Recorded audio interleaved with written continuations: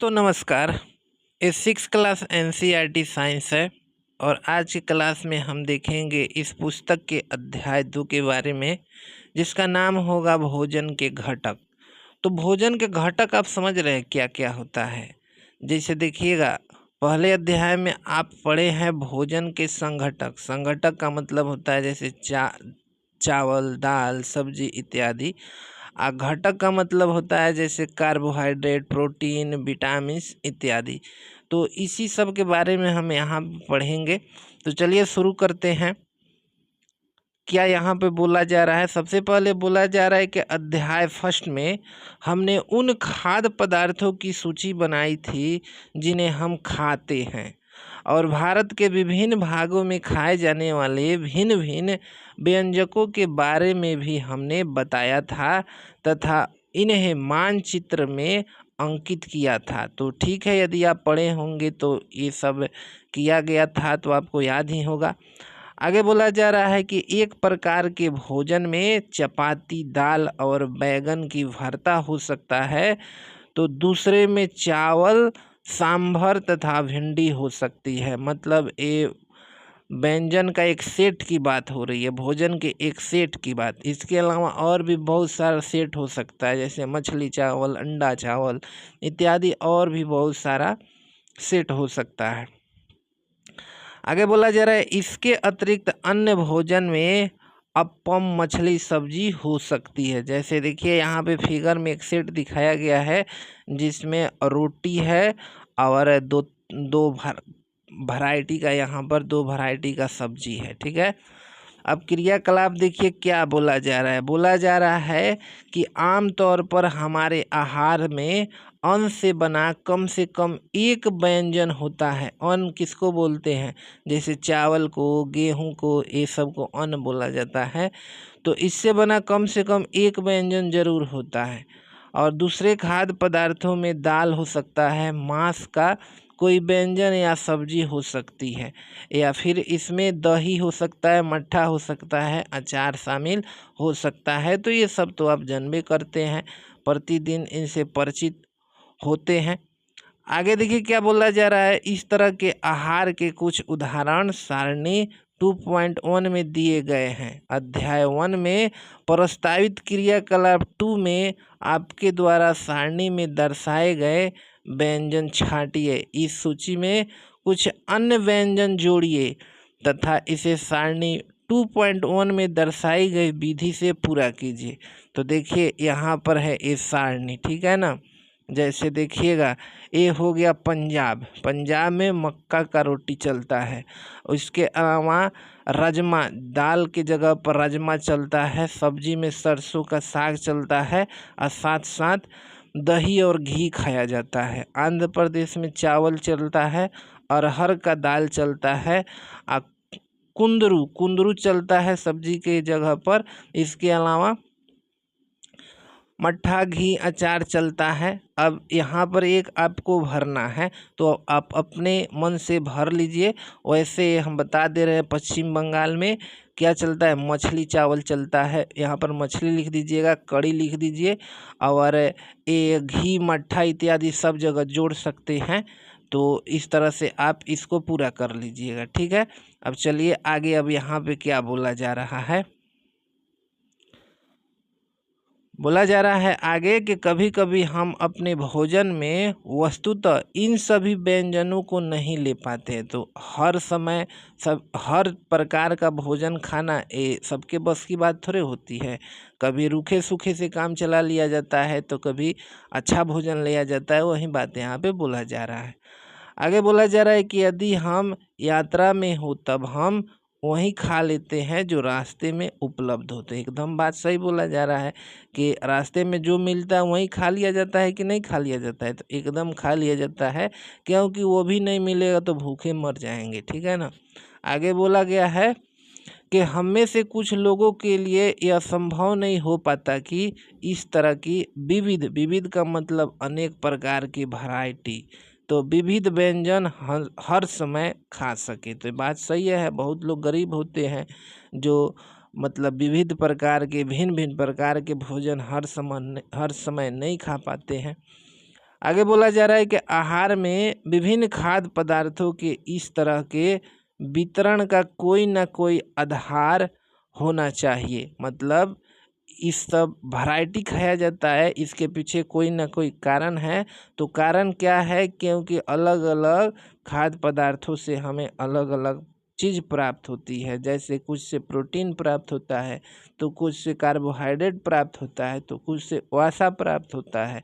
तो वही बोला जा रहा है कि इसको खाया जाता है ना, तो इसके पीछे कोई ना कोई आधार या फिर कोई ना कोई कारण अवश्य होता है। आगे बोला जा रहा है, क्या हमारे शरीर को विशेष प्रयोजन के लिए विभिन्न प्रकार की भोजन की आवश्यकता होती है? तो यस, विशेष प्रयोजन का मतलब हुआ कि अलग अलग कार्यों के लिए अलग अलग प्रकार के भोजन की आवश्यकता होती है। एग्जाम्पल के तौर पर जैसे देखिए, रोगाणु से लड़ने में या फिर शरीर की प्रतिरोधकता शक्ति को बढ़ाने में विटामिन काम आता है, शरीर में वृद्धि के लिए प्रोटीन काम आता है, ऊर्जा के लिए कार्बोहाइड्रेट काम आता है। तो वही बात बोला जा रहा है कि अलग अलग जो भोजन करते हैं इसकी आवश्यकता शरीर को अलग अलग होती है। ठीक है ना। अब देखिए विभिन्न प्रकार के खाद्य पदार्थों में क्या होता है, तो चलिए देखते हैं क्या होता है विभिन्न प्रकार के खाद्य पदार्थों में। हम जानते हैं कि प्रत्येक व्यंजन एक या एक से अधिक प्रकार की कच्चे सामग्री से बना होता है, जो हमें पौधों या फिर किससे, तो पौधों या पशुओं से मिलते हैं, पौधों या पशुओं से मिलते हैं। इस कच्ची सामग्री के संगठक क्या है? तो कच्ची सामग्री के संगठक क्या है पूछा जा रहा है। तो इसमें संगठक में आप पहला अध्याय में नहीं पढ़े हैं कि जैसे चावल की बात करें तो चावल में कच्चा चावल प्लस पानी, ये सब संगठक है। ठीक है ना। अब देखिए इस कच्ची सामग्री में हमारे शरीर के लिए कुछ आवश्यक घटक होते हैं। इन घटकों को हम पोषक कहते हैं। तो देखिए यहाँ पर पोषक क्या बोलता है, तो भोजन में उपस्थित ऐसे घटक जिसको शरीर की आवश्यकता होती है, या फिर भोजन में उपस्थित शरीर के लिए आवश्यक घटक को हम क्या कहते हैं? पोषक कहते हैं। पोषक हमारे भोजन में जो मुख्य पोषक होते हैं उनमें क्या क्या होता है, तो कार्बोहाइड्रेट होता है, प्रोटीन होता है, वसा होता है, विटामिन होता है, अब प्लस में खनिज लवण होता है।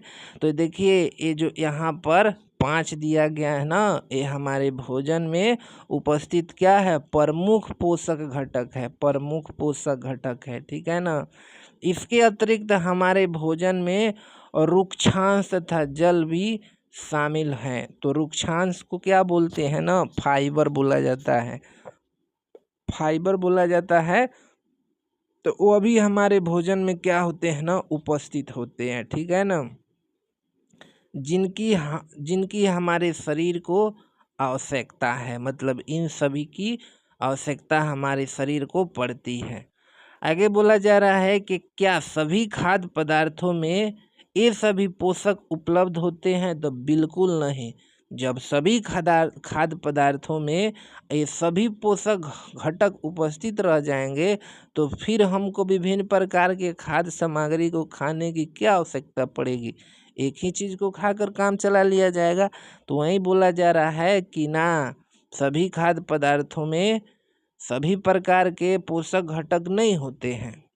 आगे बोला जा रहा है कि कुछ साधारण विधियों से हम यह जान सकते हैं कि कच्ची सामग्री या पके हुए भोजन में कौन सा एक या अधिक पोषक उपस्थित है। मतलब कुछ क्रियाकलाप करके आप जान सकते हैं ना कि किसमें वसा है, किसमें प्रोटीन है और किसमें क्या है ना, विटामिन है। ये आप आसानी से जान सकते हैं। अब देखिए आगे क्या बोला जा रहा है।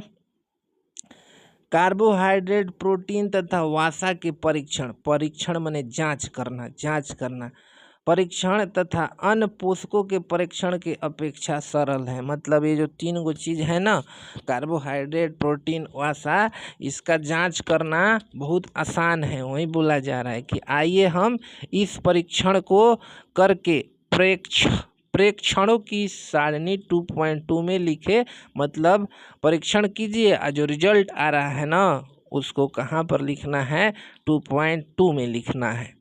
अब देखिए इन परीक्षणों को करने के लिए आपको आयोडीन, कॉपर सल्फेट और कास्टिक सोडा विलयनों की आवश्यकता होगी। तो 3 चीज़ का नाम लिया जा रहा है। आयोडीन तो आप समझ ही रहे होंगे, क्या बोलता है, नमक को बोला जाता है, ठीक है ना। कॉपर सल्फेट हो गया, एक कास्टिक सोडा हो गया। कास्टिक सोडा को सोडियम हाइड्रोक्साइड भी कहा जाता है, जिसका फॉर्मूला क्या होता है, NaOH होता है। इसकी ज़रूरत पड़ेगी। अब प्लस में कॉपर सल्फेट की ज़रूरत पड़ेगी, ठीक है ना। CuSO4 की ज़रूरत पड़ेगी। किस चीज़ की, CuSO4 की ज़रूरत पड़ेगी। आयोडीन तो भला हिले है, ठीक है ना। अब देखिए क्या बोला जा रहा है कि आपको कुछ परख नलियों तथा एक ड्रॉपर समझ रहे हैं, सिरिंज बुझ जाइए, सिरिंज, ठीक है ना, जिसे सुई दिया जाता है, तो ड्रॉपर की आवश्यकता होगी, ठीक है ना। अब देखिए इन परीक्षणों को पके हुए भोजन तथा कच्ची सामग्री पर करें। मतलब ये जो आप जो जांच करेंगे इसको पके हुए भोजन पर भी कर सकते हैं और कच्ची सामग्री पर भी कर सकते हैं, ठीक है ना। अब देखिए इन परीक्षणों से प्राप्त प्रेक्षणों को सारणी 2.2 में दर्शाए गए तरीके से लिख सकते हैं, ठीक है ना। इस सारणी में कुछ खाद्य पदार्थ दर्शाए गए हैं। अपना परीक्षण इन पर या अन्य किसी उपलब्ध खाद्य पदार्थ पर कर सकते हैं, मतलब आप कर लीजिए, ठीक है ना। इन परीक्षणों को सावधानी से कीजिए और किसी भी रसायन को खाने या चखने का प्रयास न कीजिए, क्योंकि जो ये रसायन है ना, ये बहुत ज़्यादा क्रियाशील है, ये जीभ को जला देगा, ठीक है ना, इसलिए चखना नहीं है। आगे बोला जा रहा है यदि आवश्यक विलयन तत्काल उपलब्ध नहीं है तो आपके अध्यापक निम्न विधि से इसे तैयार करा सकते हैं। मतलब बोला जा रहा है कि अपने से मत तैयार करिएगा, नहीं तो हो सकता है कोई घटना घट जाए। किसी बुजुर्ग के, मतलब जो इसके बारे में विशेष नॉलेज रखता है, उसके सहयोग से ही करिएगा, ठीक है ना। बोला जा रहा है कि आइए विभिन्न खाद्य पदार्थों की जांच करके देखें कि किसमें क्या है ना, कार्बोहाइड्रेट उपस्थित है, ठीक है ना। कार्बोहाइड्रेट कई प्रकार के होते हैं। कई प्रकार होने का मतलब समझ रहे हैं, कार्बोहाइड्रेट का बहुत सारा वैरायटी होता है। जैसे जो चीनी होता है ना, जिसको क्या बोलते हैं, सुक्रोज बोलते हैं, वो भी एक कार्बोहाइड्रेट है। सेलुलोज है ना, जिससे पौधा का कोशिका भित्ति बनता है, वो भी कार्बोहाइड्रेट है। तो वही बोला जा रहा है कि कार्बोहाइड्रेट का बहुत सारा क्या होता है ना, प्रकार होता है। हमारे भोजन में पाए जाने वाले जो मुख्य कार्बोहाइड्रेट होते हैं ना, वो या तो मंड या तो शर्करा, या फिर इसी दोनों में से कोई होगा, या तो मंड या तो शर्करा। तो बहुत इंपॉर्टेंट क्वेश्चन बन जाएगा कि भोजन में कौन कार्बोहाइड्रेट पाया जाता है, तो या तो मंड पाया जाएगा या फिर शर्करा पाया जाएगा, ठीक है ना। अब देखिए जो बोल रहा था कि गुरुजी के सहयोग से क्या करिए ना, उस रसायन को बना सकते हैं। तो यहाँ पर तीनों रसायन को बनाने का ये विधि बताया गया है। बोला गया है कि आयोडीन का तन्नु विलयन बनाने के लिए जल से भरी आधी परख नली में कुछ बूंद टिंक्चर आयोडीन की मिला दीजिए। मतलब जल ले लीजिए परख नली में और कुछ बूंद उसमें टिंक्चर आयोडीन डालिएगा ना, तो आयोडीन का विलयन बन जाएगा, वो भी कैसा, तन्नु विलयन। अब देखिए कॉपर सल्फेट विलयन कैसे बनेगा, तो इसमें 100 मिलीलीटर जल में 2 ग्राम कॉपर सल्फेट घोल दीजिएगा तो बन जाएगा। क्या करना है, तो 100 मिलीलीटर जल में 2 ग्राम कॉपर सल्फेट डालिए, बन जाएगा। अब देखिए अब आपको क्या बनाना है, कास्टिक सोडा, ठीक है ना। तो इसमें 100 मिलीलीटर जल में 10 ग्राम कास्टिक सोडा को डालकर घोल दीजिए, 10 ग्राम, तो क्या बन जाएगा, कास्टिक सोडा का विलयन बन जाएगा, कास्टिक सोडा का विलयन, ठीक है ना। अब देखिए यदि किसी खाद्य पदार्थ में मंड है तो इसका आसानी से परीक्षण कर सकते हैं। जैसे आप नीचे देखिएगा तो क्या बताया गया है कि जो भोजन में कार्बोहाइड्रेट होता है वो या तो मंड के रूप में या तो शर्करा के रूप में होगा। वही बात अब बोला जा रहा है कि जब मंड होगा तो इसकी जांच कैसे करिएगा, ठीक है ना। तो देखिए इसकी जांच करने के लिए क्रियाकलाप किया गया है। तो मंड की परीक्षण बोला जा रहा है कि परीक्षण के लिए खाद्य पदार्थ या फिर कच्ची सामग्री की अल्प मात्रा लीजिए, मतलब थोड़ा सा मात्रा लीजिए, और इसमें तन्नु आयोडीन विलयन की 2 या 3 बूंदे डालिए, ठीक है ना। खाद्य पदार्थ के रंग में होने वाले परिवर्तन को देखिए। कहने का मतलब है ना कि जो आप मंड की जांच करना चाहते हैं किसी भोजन में है कि नहीं है, तो आप क्या कीजिए, भोजन का अल्प मात्रा ले लीजिए और उस पर 2-3 बूंद क्या करिए ना, आयोडीन विलयन का गिराइए और देखिए कि उस भोजन का रंग बदल रहा है कि नहीं। यदि बदल जाएगा तो बुझिएगा उसमें मंड है, और नहीं बदला तो नहीं है, यही बोला जा रहा है। अब देखिए क्या यह नीला या काला हो गया, तो यदि नीला या काला हो गया तब समझिएगा मंड है, और नहीं हुआ ये नहीं कि पीला हरा हो जाएगा, या तो नीला होगा या तो काला होगा, ठीक है ना। आगे बोला जा रहा है कि यह नीला या काला रंग मंड की उपस्थिति दर्शाता है। तो अब टोटली निष्कर्ष पर चलिए, ठीक है ना। ये बहुत इम्पोर्टेंट बात है। आप मंड की जांच कैसे कीजिएगा, तो भोजन पर आयोडीन विलयन गिराइएगा और भोजन का रंग कैसा हो जाएगा, या तो नीला हो जाएगा या काला हो जाएगा। यदि ऐसा हुआ तो समझिए उसमें क्या है ना, मंड है, ठीक है ना। इन परीक्षण को किसी अन्य खाद्य पदार्थ के साथ दोहराइए और जांच कीजिए कि किसमें मंड है, ठीक है ना। और अपने प्रेक्षणों को सारणी 2.2 में लिखिए। तो खैर अभी लिखने की ज़रूरत नहीं है, मतलब बोल रहा है कि एक को भोजन को जांच लिए तो आप और भोजन को जांच कर देखिए, ठीक है ना। अब देखिए प्रोटीन की जांच कैसी होगी, प्रोटीन की परीक्षण कैसी होगी। तो प्रोटीन के परीक्षण के लिए किसी खाद्य पदार्थ की थोड़ी मात्रा लीजिए, और जिस खाद्य पदार्थ का परीक्षण करना है यदि वह ठोस है तो पहले उसका पेस्ट या चूर्ण बनाने की आवश्यकता होगी। मतलब पहले यदि वह ठोस है तो उसको पीस कर या कूट कर पेस्ट या चूर्ण बना लीजिए, ठीक है ना। खाद्य पदार्थ की थोड़ी मात्रा को पीस कर या फिर मसल कर उसके चूर्ण को एक साफ परख नली में डाल दें, मतलब चूर्ण बना लीजिए और उसको एक साफ परख नली में डाल दीजिए, साफ क्लीन परख नली में, ठीक है ना। अब देखिए इसमें 10 बूंद जल डालकर इसे अच्छी तरह से हिलाइए, ठीक है ना। तो 10 बूंद जल डालकर हिला दीजिए, ठीक है। आगे बोला जा रहा है कि अब ड्रॉपर की सहयोग से परख नली में 2 बूंद कॉपर सल्फेट का विलयन तथा 10 बूंद कास्टिक सोडा का विलयन डालिए। पहले में जब मंड को जांच करना था तो आपको सिर्फ आयोडीन का विलयन डालना था, यहाँ पर 2 चीज़ का विलयन डालना है, कॉपर सल्फेट और प्लस में कास्टिक सोडा, दोनों के विलयन डालिए। उसके बाद बोला जा रहा है कि अच्छी तरह से हिलाकर कुछ मिनट के लिए परख नली को रख दीजिए। आप क्या देखेंगे, तो क्या देखेंगे कि परख नली में जो भोजन है ना उसका रंग फिर से बदलेगा, ठीक है ना। तो क्या परख नली का पदार्थ, परख नली का जो पदार्थ है यह बैगनी रंग का हो गया। बैगनी रंग खाद्य पदार्थ में प्रोटीन की उपस्थिति को दर्शाता है, ठीक है ना। तो यदि प्रोटीन की जांच करने के लिए आपको क्या करना पड़ेगा, उसमें कास्टिक सोडा और प्लस में कॉपर सल्फेट का विलयन डालना पड़ेगा। भोजन का रंग कैसा हो जाएगा, तो बैगनी रंग का हो जाएगा, ठीक है ना। अब देखिए क्या बोला जा रहा है, अब आप इन परीक्षण को किसी दूसरी खाद्य पदार्थ के साथ दोहरा सकते हैं, तो दोहराने की ज़रूरत नहीं है।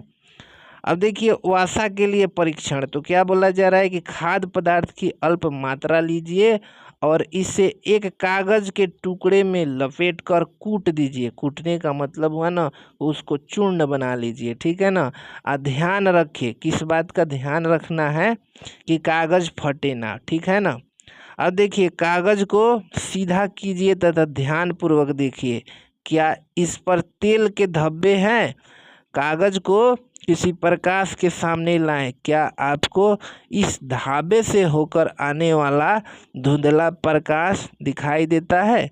तो देखिए, वासा का मतलब ही तेल होता है। यदि उस खाद्य पदार्थ में तेल होगा तो पेपर में लग जाएगा, जिससे पता चल जाएगा कि वो क्या है ना, उसमें वासा उपस्थित है। ठीक है ना, वही बात बोला जा रहा है।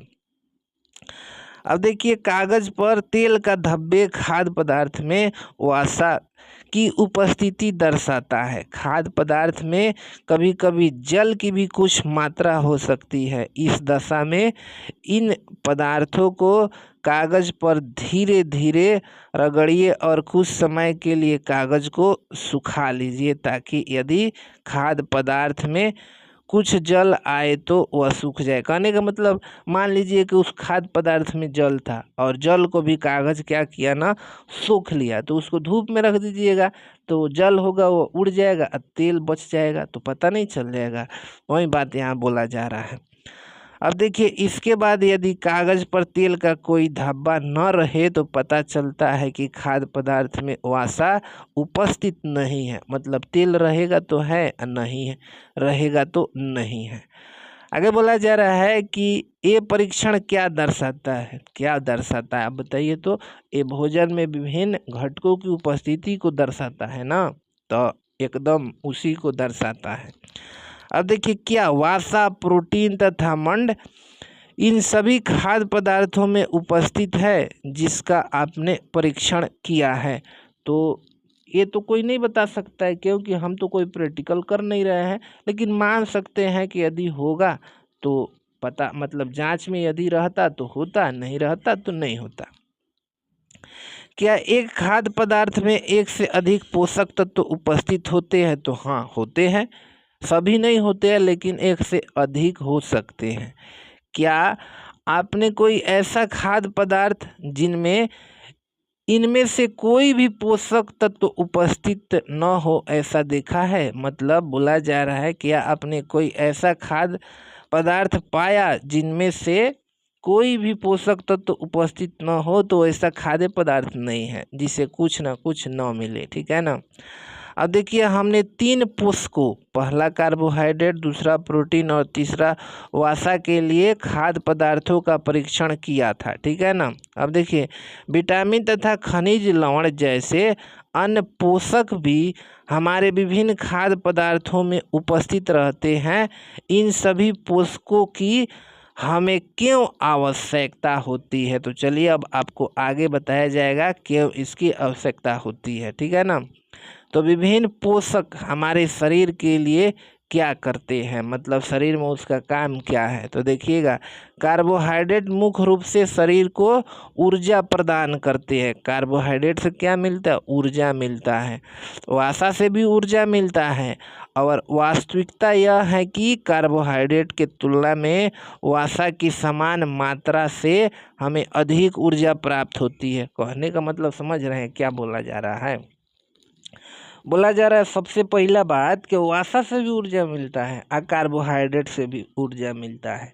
दूसरा बात बोला जा रहा है कि 1 केजी, आप 1 केजी तो बहुत ज़्यादा हो गया, 1 ग्राम वसा खाइएगा ना तो उससे ज़्यादा ऊर्जा मिलेगी, और 1 ग्राम कार्बोहाइड्रेट खाइएगा ना तो वसा के तुलना में कम ऊर्जा मिलेगी। तो यही बात बोला जा रहा है कि कार्बोहाइड्रेट की तुलना में वसा की समान मात्रा से अधिक ऊर्जा प्राप्त होती है। ठीक है ना। अब देखिए आगे, वसा और कार्बोहाइड्रेट युक्त भोजन को ऊर्जा देने वाला भोजन भी कहते हैं। तो याद रखिएगा, ऊर्जा देने वाला भोजन कौन है? तो कार्बोहाइड्रेट और वसा से युक्त भोजन। हाँ, तो देखिए यहाँ पर अब है ना, यहाँ पर अब कार्बोहाइड्रेट के कुछ स्रोत के बारे में बताया जा रहा है। जैसे आलू हो गया, गन्ना हो गया, पपीता हो गया, तरबूज हो गया, आम हो गया, मक्का हो गया, बाजरा हो गया, चावल हो गया, गेहूं हो गया, शकरकंद हो गया। इस सब से क्या प्राप्त होता है ना? कार्बोहाइड्रेट प्राप्त होता है। उसी तरह आगे देखिएगा तो आगे ऊपर वसा, तो ये हो गया ये पादप वसा। पादप वसा में मूंगफली हो गया, गिरी हो गया, तिल हो गया, और ये हो गया जंतु आशा हो गया। तो जैसे घी हो गया, दूध हो गया, अंडा हो गया, मछली हो गया, मांस हो गया, मक्खन हो गया, ये सब जंतु आशा का स्रोत है, ठीक है ना। उसके अलावा यहाँ पर देखिए प्रोटीन का स्रोत, तो ये हो गया पादप प्रोटीन, जिसमें राजमा हो गया, सोयाबीन हो गया, मटर, चना, मूंग, ये प्रोटीन हो गया पादप वाला। और ये जो प्रोटीन हो गया जंतु वाला में मांस, मछली, पनीर, अंडा जंतु वाला में हो गया, ठीक है। इसके बाद आगे चलिए, तो आगे क्या बोला जा रहा है कि प्रोटीन की आवश्यकता शरीर की वृद्धि एवं स्वस्थ रहने के लिए होता है। तो प्रोटीन की अवस्था किस लिए होता है? दो चीज़ के लिए, एक वृद्धि के लिए और एक स्वस्थ रहने के लिए। प्रोटीन युक्त भोजन को प्रायः शरीर वर्धक भोजन कहते हैं। तो इम्पोर्टेंट बात है यह, शरीर वर्धक भोजन किसे कहते हैं? प्रोटीन को। उसके बाद है कि विटामिन रोगों से हमारे शरीर की रक्षा करते हैं, और विटामिन हमारी आँख, अस्थियों, दांत एवं मसूड़े को स्वस्थ रखने में भी सहायता करता है। तो विटामिन का दो गो काम, ठीक है ना, एक तो रोग से रक्षा करेगा और दूसरा विभिन्न अंगों को क्या रखेगा ना, स्वस्थ रखेगा। अब देखिए विटामिन कई प्रकार के होते हैं, इन्हें अलग अलग नामों से जाना जाता है। इनमें से कुछ को vitamin A, vitamin B, C, D, E और विटामिन के नामों से जाना जाता है। विटामिनों के एक समूह को विटामिन बी कॉम्प्लेक्स कहते हैं, विटामिन बी कॉम्प्लेक्स कहते हैं। और हमारे शरीर को सभी प्रकार के विटामिनों की अल्प मात्रा में आवश्यकता होती है, सभी प्रकार के विटामिनों को, ठीक है ना। अब आगे बढ़ेंगे उससे पहले थोड़ा सा यहाँ पर देखिएगा, जैसे विटामिन ए का स्रोत क्या क्या है, ठीक है ना। तो ये देखिए, ये दूध हो गया, मछली का तेल हो गया, एक गाजर हो गया, आम हो गया, पपीता हो गया, ये पपीता नहीं है, ये नींबू है, ठीक है ना। ये सब विटामिन ए का स्रोत है। उसके बाद विटामिन बी में बात करें तो यकृत हो गया। इसके अलावा ये भी कुछ दिया हुआ है विटामिन, एक मिनट देखिए, ये नींबू नहीं है, ये पपीता ही है, ठीक है ना। नींबू में सी मिलता है ना, तो विटामिन सी में संतरा हो गया, टमाटर हो गया, अमरूद हो गया, मिर्च हो गया, नींबू हो गया, आंवला हो गया। और विटामिन डी का स्रोत में यहाँ पर दूध हो गया, मक्खी हो गया, मक्खन हो गया, मछली हो गया, अंडा हो गया और यकृत हो गया, ठीक है ना, ये विटामिन डी। अब चलते हैं आगे, तो क्या बोला जाए, विटामिन ए हमारी त्वचा तथा आँखों को स्वस्थ रखता है। तो विटामिन ए क्या करता है, हमारी त्वचा तथा आँखों को स्वस्थ रखता है। और विटामिन सी बहुत से रोगों से लड़ने में हमारी मदद करता है, मतलब सिंपली रोगों से लड़ता है, ठीक है ना। अब विटामिन जो डी है हमारी अस्थियाँ एवं दांतों के लिए कैल्शियम का उपयोग करने में हमारी शरीर की सहायता करता है। तो विटामिन डी क्या करता है, हमारी शरीर की सहायता करता है, ठीक है ना, अस्थियाँ और दांतों के कैल्शियम के उपयोग करने में। आप विभिन्न विटामिनों से भरपूर जो भोजन है, चित्र 2.6 से चित्र 2.9 तक दिखाए गए हैं, जो आप देख चुके हैं, ठीक है ना। उसके बाद देखिए, ये हो गया आयोडीन का स्रोत, तो जिसमें मछली हो गया, पालक हो गया, अदरक हो गया और ये नमक हो गया, आयोडीन का स्रोत है। उसके बाद ये फास्फोरस के स्रोत में दूध हो गया, केला हो गया, मिर्चा हो गया, ये फास्फोरस का स्रोत है। लोहा में देखिए सेव हो गया, ये कद्दू हो गया और ये साग पालक हो गया। तो अब लोहा में देख लीजिए, लोहा में यहाँ पर पालक हो गया, ये सेव हो गया, यकृत हो गया, कद्दू हो गया, ठीक है ना। उसके बाद कैल्शियम में तो दूध प्लस अंडा, ठीक है, कैल्शियम का स्रोत होता है। अब आगे चलिएगा, बोला जा रहा है कि हमारा शरीर भी सूर्य के प्रकाश की उपस्थिति से विटामिन डी बनाता है। मतलब शरीर में विटामिन डी बनता है कब, तो जब सूर्य की प्रकाश शरीर को मिलती है तब। उसके बाद है कि हमारे शरीर को खनिज लवणों की आवश्यकता अल्प मात्रा में होती है, और शरीर के उचित विकास एवं अच्छे स्वास्थ्य के लिए प्रत्येक खनिज लवण की आवश्यकता है, ठीक है ना। प्रत्येक खनिज लवण क्या है ना, आवश्यक है, किस के लिए, तो उचित विकास के लिए प्लस में अच्छे स्वास्थ्य के लिए। विभिन्न खनिज लवणों के कुछ स्रोत को चित्र 2.10 में दिखाया गया है, जो आपको दिखाया जा चुका है, ठीक है ना। अधिकांश खाद्य पदार्थों में 1 से अधिक पोषक होते हैं, जो अधिकांश खाद्य पदार्थ होता है उसमें क्या होते हैं, एक से अधिक पोषक तत्व होते हैं, ठीक है ना। आपने भी सारणी 2.2 में परीक्षणों को लिखते समय इस बात को अवश्य देखा होगा, ठीक है ना। मतलब देखा होगा, क्या देखा होगा ना, कि अधिकांश खाद्य पदार्थ में एक से अधिक पोषक होते हैं, ठीक है ना। फिर भी किसी कच्ची सामग्री में एक निश्चित पोषक की मात्रा दूसरे पोषकों की मात्रा से अधिक हो सकती है, ठीक है ना। मतलब एक में थोड़ा कम होता है, तो मतलब कोई खाद्य पदार्थ है उसमें एक पोषक तत्व कम होगा तो दूसरा पोषक तत्व ज्यादा होगा, कैल्शियम कम होगा तो फास्फोरस ज्यादा होगा, इसी तरह से होता है। उदाहरण के लिए चावल में कार्बोहाइड्रेट की मात्रा दूसरे पोषकों से अधिक होता है, ठीक है ना। इस आधार पर हम यह कह सकते हैं कि चावल कार्बोहाइड्रेट समृद्ध भोजन है, मतलब चावल कार्बोहाइड्रेट से भरा रहता है, भरा रहता है। अब देखिएगा, इन पोषकों के अलावा हमारे शरीर को आहारी रेशा तथा जल की भी आवश्यकता होती है। आहारी रेशा तथा जल की आवश्यकता होती है। आहारी रेशा रुक्षांश के नाम से भी जाने जाते हैं और हमारे खाने में रुक्षांश की पूर्ति मुख्यतः पादप उत्पादों से होती है। पादप उत्पादों से मतलब सब्जी से, साग सब्जी से क्या होता है ना, रुक्षांश मिलता है। और रुक्षांश का मुख्य स्रोत साबुत खाद्यान्न है, दाल, आलू, ताजे फल और सब्जी है। ये सब खाने से क्या मिलता है, रुक्षांश मिलता है। रुक्षांश हमारे शरीर को कोई पोषक प्रदान नहीं करते हैं, मतलब कोई पोषक प्रदान नहीं करते हैं, फिर भी ये हमारे भोजन के आवश्यक अव्यय है, आवश्यक अव्यय है। तो जब कोई पदार्थ मतलब कोई पोषक पदार्थ नहीं प्रदान करता है तो फिर आवश्यक कैसे है, इसका कारण बताया जा रहा है कि इसका आयतन बढ़ा देता है, भोजन का आयतन या बढ़ा देता है। साथ ही साथ रुक्षांश है ना, बिना पचे हुए भोजन को बाहर निकालने में शरीर की क्या करता है, सहायता करता है, सहायता करता है। इसके बाद है कि जल भोजन में उपस्थित पोषकों को अवशोषित करने में हमारे शरीर की सहायता करता है। जो भोजन में उपस्थित होता है ना, वो सब उसको अवशोषित करने में हमारे शरीर की सहायता करता है। और या कुछ अपशिष्ट पदार्थ जैसे कि मूत्र तथा पसीने को शरीर से बाहर निकालने में सहायता करता है। तो जल का काम दो हो गया, अवशोषण करना, और साथ ही साथ जो अवशिष्ट पदार्थ है ना, उसको मूत्र और पसीने के रूप में क्या करता है, शरीर से बाहर निकालता है, ठीक है। आगे बोला जा रहा है कि सामान्यतः हमारे शरीर को जितनी जल की आवश्यकता होती है वह हमें कहां से प्राप्त होता है, तो वह हमें उन वस्तुओं से प्राप्त होता है जिन्हें हम द्रव के रूप में लेते हैं। एग्जांपल के तौर पर किस चीज को आप द्रव के रूप में लेते हैं, तो जैसे जल को, दूध को, चाय आदि को, तो इन्हीं से शरीर को क्या प्राप्ति होता है, तो जल प्राप्ति होता है। इसके अतिरिक्त हम जो भी भोजन करते हैं उनमें भी पानी का उपयोग किया जाता है। पानी का उपयोग किया जाता है कि नहीं, जैसे चावल बनाया जाता है पानी का उपयोग किया जाता है। आइए देखें कि क्या कोई अन्य स्रोत हमारे शरीर को जल प्रदान करता है। तो चलिए क्रियाकलाप लीजिए यहाँ पर।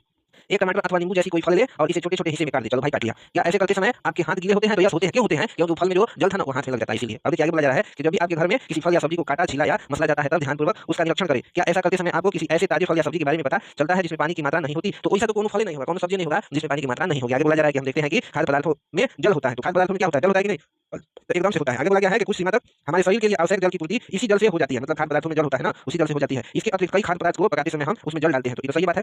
अब चलिए संतुलित आहार जानिए क्या होता है। तो देखिए सामान्यतः पूरे दिन में जो कुछ भी हम खाते हैं उसे आहार कहते हैं, ठीक है ना, उसको आहार कहते हैं, लेकिन संतुलित आहार उसको नहीं कहते हैं, ठीक है ना। देखिए हमारे शरीर की वृद्धि और अच्छे स्वास्थ्य को बनाए रखने के लिए किसकी जरूरत होती है, तो हमें आहार की जरूरत होती है, ठीक है ना। कैसा आहार की जरूरत होती है, तो ऐसे आहार की जिसमें सभी पोषक तत्व उचित मात्रा में होनी चाहिए, ठीक है ना। तो आहार की जरूरत होती है, लेकिन कैसे आहार की, तो जिसमें सभी पोषक तत्व क्या होना, उचित मात्रा में हो। उसके बाद बोला जा रहा है कि जिनकी हमारे शरीर की आवश्यकता हो, मतलब जिस पोषक तत्व की आवश्यकता हो भोजन में हो, तो उसी भोजन को क्या कहेंगे, हम संतुलित आहार कहेंगे। कोई भी पोषक तत्व न आवश्यकता से अधिक हो और ना ही कम। हमारे आहार में पर्याप्त मात्रा में रुक्षांश तथा जल भी होना चाहिए, और इस प्रकार के आहार को क्या कहते हैं, तो इस प्रकार के आहार को संतुलित आहार कहते हैं। आगे बोला जा रहा है, क्या बोला जा रहा है कि क्या आप सोचते हैं कि प्रत्येक आयु वर्ग के लोगों को एक ही प्रकार की आहार की आवश्यकता होती है।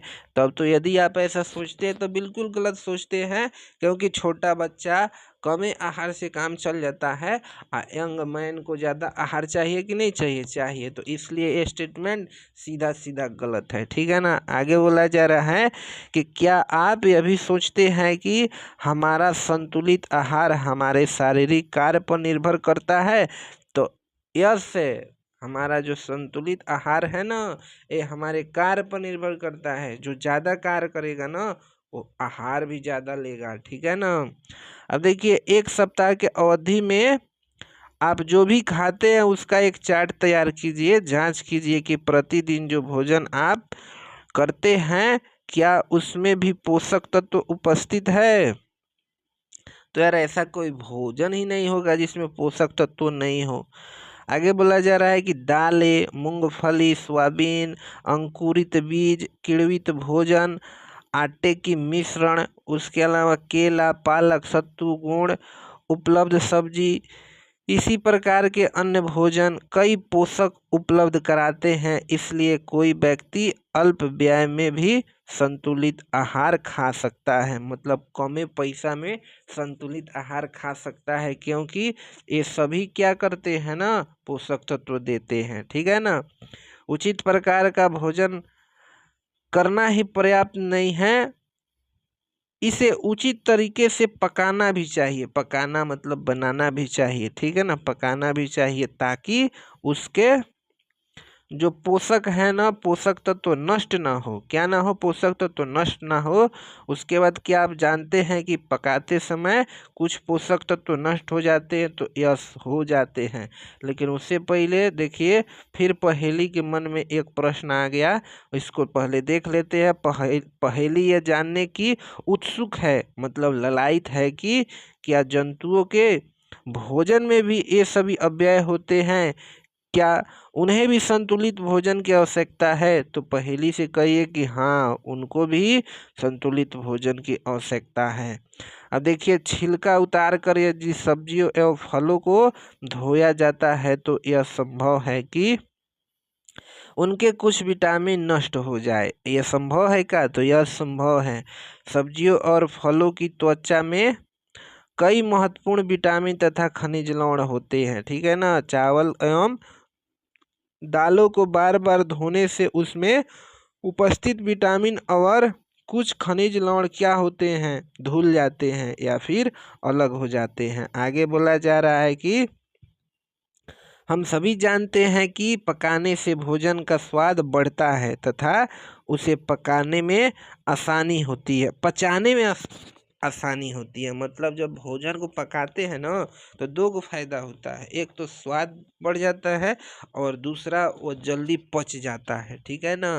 आगे बोला जा रहा है इसके साथ साथ क्या करने में, पकाने में कुछ पोषक तत्वों की हानि भी हो सकती है। यदि भोजन पकाने में अत्यधिक जल का उपयोग किया जाता है और बाद में उसे फेंक दिया जाता है तो कई लाभदायक प्रोटीन तथा खनिज लवण की हानि हो जाती है। कई लाभदायक प्रोटीन तथा खनिज लवण की क्या होती है, हानि हो जाती है, ठीक है ना। पकाने में विटामिन सी आसानी से गर्म से नष्ट हो जाता है। मतलब जब भोजन पकाया जाता है ना तो विटामिन सी ऐसा पोषक तत्व है कि जो गर्मी मिलने से नष्ट हो जाता है, ठीक है ना।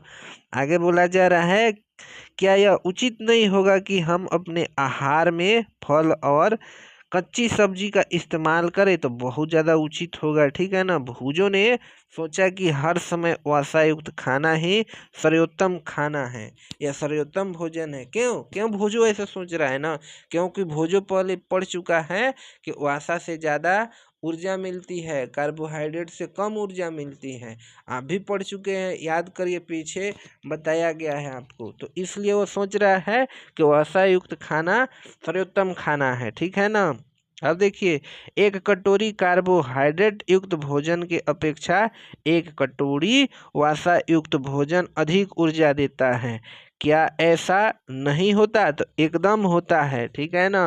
अतः उसने तली हुई चीजें जैसे कि समोसा, पूड़ी, मलाई, रबड़ी, पेड़ा आदि प्रचुर वसा युक्त भोजन ही खाया और उसके इसके अलावा कुछ नहीं खाया। और जब ऐसा भोजो खाया तो भोजो कैसा बन गया, ऐसा बन गया, ठीक है ना। अब देखिए बोला जा रहा है कि क्या आप सोचते हैं कि वह ठीक था? तो आगे देखिए क्या जवाब दिया जा रहा है, निसंदेह नहीं, मतलब वह गलत था, ठीक है ना। इतना अधिक वसा युक्त भोजन खाना हमारे लिए क्या है, हानिकारक है। क्या है, बहुत ही हानिकारक हो सकता है। हमारे भोजन में वसा की मात्रा क्या होता है, जब अधिक हो जाएगा तो हमको क्या कर देता है, मोटा कर देगा। तो वही बोला जा रहा है कि हमारे भोजन में वसा की मात्रा अत्यधिक मोटापे का कारण बनती है। अब देखिए अभावजन्य रोग, तो बोला जा रहा है कि एक व्यक्ति खाने के लिए पर्याप्त भोजन पा रहा है, ठीक है ना, लेकिन कभी कभी उसके भोजन में किसी विशेष पोषक की कमी हो जाती है। यदि यह लंबी अवधि तक, मतलब यह कमी लंबी अवधि तक रहती है तो वह व्यक्ति उसके अभाव से ग्रसित हो सकता है। बात समझ में आ रही है? तो यह आ रही है। अब देखिए, एक या अधिक पोषक तत्वों का अभाव हमारे शरीर में रोग अथवा विकृति उत्पन्न कर सकता है, मतलब बीमारी उत्पन्न कर सकता है। और वे रोग जो लंबी अवधि तक पोषकों के अभाव के कारण होती है उसी को क्या कहते हैं, अभावजन्य रोग कहते हैं। क्या कहते हैं, अभावजन्य रोग कहते हैं। आगे बोला जा रहा है कि यदि कोई व्यक्ति अपने भोजन में पर्याप्त प्रोटीन नहीं लेता है तो उसे कुछ रोग हो सकते हैं, ठीक है ना। जैसे कौन का रोग, तो वृद्धि उसका अवरुद्ध हो जाना, अवरुद्ध हो जाना, और चेहरे पर सूजन, और बालों का रंग का उड़ना, मतलब बाल उसका पक जाएगा, बाल क्या होगा ना, पक जाएगा, ठीक है ना, उजला हो जाएगा, और त्वचा की बीमारी या पेचिश आदि। यदि प्रोटीन तथा कार्बोहाइड्रेट दोनों ही किसी व्यक्ति के आहार से एक लंबे समय तक अनुपस्थित रहे, मतलब आहार में ना रहे, तो क्या होगा, तो उसकी वृद्धि पूरी तरह से अवरुद्ध हो जाएगी, मतलब रुक जाएगी, और ऐसा व्यक्ति बहुत दुबला पतला हो जाएगा। क्या हो जाएगा ना, दुबला पतला हो जाएगा, वो इतना दुर्बल हो जाएगा कि चलने में भी असमर्थ होगा, मतलब चल भी नहीं पाएगा। अब देखिए विभिन्न विटामिनों और खनिज लवणों के अभाव से विभिन्न रोग अथवा विकृतियां हो सकती हैं। इनमें से कुछ सारणी 2.3 में दर्शाया गया है, ठीक है ना। आगे बोला जा रहा है कि सभी अभावजन्य रोग की रोकथाम संतुलित आहार लेने से की जा सकती है। जो अभावजन्य रोग होता है ना, चूंकि संतुलित आहार के कमी से ही न होता है, तो जब आहार ले लीजिएगा तो वो खत्म हो जाएगा कि नहीं, तो ये बात यहाँ पे बोला जा रहा है।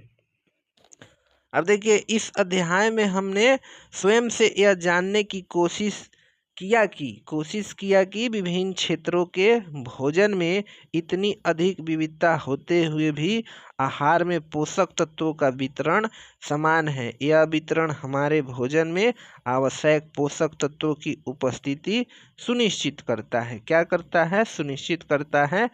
अब देखिए ये बहुत इम्पोर्टेंट चीज़ है। जैसे विटामिन ए, तो इसके कमी से या फिर इसके अभाव से कौन रोग होता है? तो क्षीणता दृष्टिहीनता, मतलब आँख कमजोर हो जाएगा, ठीक है ना। इसमें क्या क्या होगा? तो कमजोर दृष्टि हो जाएगा और अंधेरा में कम दिखाई देने लगेगा। हाँ, तो देखिएगा यहाँ पर क्या बोल रहा है कि विटामिन B1 से बेरी रोग होता है। और इसमें क्या होता है? तो इसमें जो पेशियां होती है ना, वो दुर्बल हो जाती है और काम करने में ऊर्जा की कमी हो जाती है। अब विटामिन C से कौन बीमारी होता है? तो स्कर्वी होता है। स्कर्वी ऐसे मसूड़े से खून निकलना, घाव भरने में अधिक समय लगना इत्यादि होता है। अब विटामिन D से कौन बीमारी होता है? तो रिकेट होता है। ये हड्डी का बीमारी है। इसमें अस्थि मुलायम होकर मुड़ जाती है, ठीक है ना। जब कैल्शियम की कमी हो जाएगा तो इसे कौन सा बीमारी होगा? तो अस्थियां एवं दांत क्षय होगा, ठीक है ना। मतलब अस्थि से संबंधित बीमारी है। इसमें दांत क्षय होगा, अस्थि कमजोर हो जाएगी। आयोडीन से घेगा रोग, जिसको ग्वाइटर कहा जाता है, ठीक है ना। इसमें क्या होता है? तो गर्दन की ग्रंथि फूल जाती है। अब बच्चा लोग में जो बुद्धि होता है ना, वो बुद्धि का विकास नहीं होता है, जिसको मानसिक विकलांगता कहा जाता है। लोहा के कमी से क्या होता है? अरक्तता, जिससे क्या होगा? शरीर में कमजोरी हो जाएगा, ठीक है ना। तो अब यहाँ पर देखिए ये सब से आप परिचित है, तो इसमें कोई बड़ी बात नहीं है। अब इस चैप्टर का हम एक छोटा सा सारांश हम अपने मन से बोल दे रहे हैं। पहले ये सारांश पढ़ लीजिए। हमारे भोजन के प्रमुख पोषक तत्वों का नाम में कार्बोहाइड्रेट, प्रोटीन, वसा, विटामिन तथा खनिज लवण है। और इसके अतिरिक्त भोजन में आहारी रेशे तथा जल भी होता है। इसके अलावा कार्बोहाइड्रेट तथा वसा हमारे शरीर को मुख्य रूप से ऊर्जा प्रदान करता है, ठीक है ना। प्रोटीन तथा खनिज की आवश्यकता हमारे शरीर की वृद्धि तथा क्या चीज़ को? अनुरक्षण के लिए उत्तरदायी होती है, ठीक है ना। विटामिन हमारे शरीर को रोग से रक्षा करने में सहायता करते हैं। असंतुलित आहार में हमारे शरीर के लिए आवश्यक सभी पोषक तत्व एवं पर्याप्त और रुक्षांश और जल उचित मात्रा में उपस्थित रहते हैं। रुक्षांश और जल। उसके बाद है कि हमारे आहार में लंबी अवधि तक एक अथवा अधिक पोषक तत्वों की न्यूनता से विशिष्ट रोग एवं लंबी विकार उत्पन्न हो सकती है, ठीक है ना। तो यहाँ पे चैप्टर समाप्त हो जा रहा है। तो जय हिंद, जय भारत।